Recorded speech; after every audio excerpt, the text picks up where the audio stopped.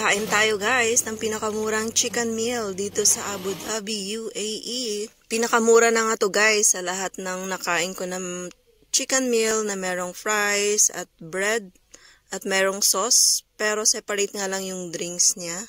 For only 9 dirhams lang guys.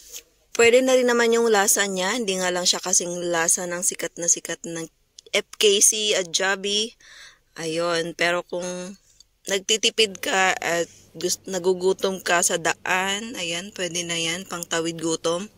Kasi 9 dirhams lang naman. O kung gusto mo pa ng more tipid, bumili ka na lang ng drinks sa labas, sa Bakala. Hindi lang talaga sa Pinas ka lang dumiskarte guys, pati rin dito sa abroad para naman magkasya yung budget, hindi tayo mabaon sa utang, 'di ba? Or makapag-ipon pa tayo, hindi natin kailangan ng bonggang-bongga kumain lagi sa mga mamahalin na mga kainan.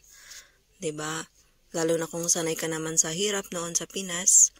So, okay lang yan. O, 'di ba? Not bad for 9 dirhams. Ayan, try natin guys ang ibang pagkain. Dito nga pala yan guys, sa may Downtown Fried Chicken, Electra Street, Abu Dhabi, UAE. Thank you so much for watching. Bye!